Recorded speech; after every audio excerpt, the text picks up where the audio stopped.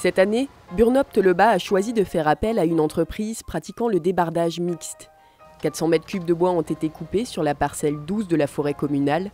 L'objectif était double, façonner 500 stères pour les vendre aux habitants et éclaircir cette jeune forêt en créant des chemins d'exploitation tous les 30 mètres.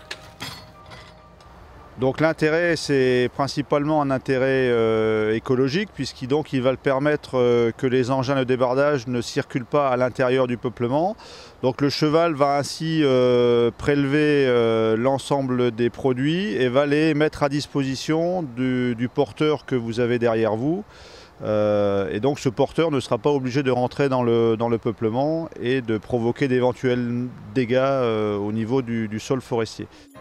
À vide, un porteur peut peser jusqu'à 14 tonnes.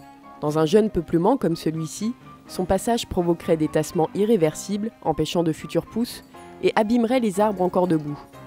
Néanmoins, la machine présente un rendement, dans la plupart des cas, supérieur au cheval. Une grosse machine sort aujourd'hui 100 mètres cubes, par exemple.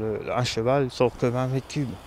Mais dans cette technique d'exploitation-là, ça va aussi rapidement que de tirer un câble du tracteur qu'avec le cheval. Vous voyez ce que je veux dire?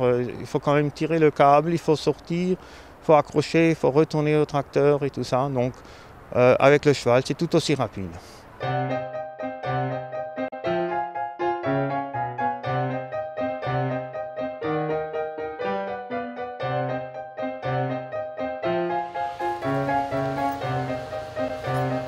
Alors pour faire du débardage à cheval, avant tout, il faut être homme de cheval. Et, un bûcheron n'est pas forcément un homme de cheval, mais un homme de cheval peut très bien être bûcheron plus tard. Ce qui veut dire qu'il faut des années pour connaître vraiment les animaux. Une formation aussi, puisque les chevaux sont formés différemment. Ils sont formés au cours d'eau, c'est-à-dire il n'y a pas de guide, on leur dit à gauche ou à droite. En alsacien, on leur dit Icht ou Erum. Donc, on a gardé ces vieux principes pour intervenir dans des zones comme celle-ci, dans le jeune peuplement.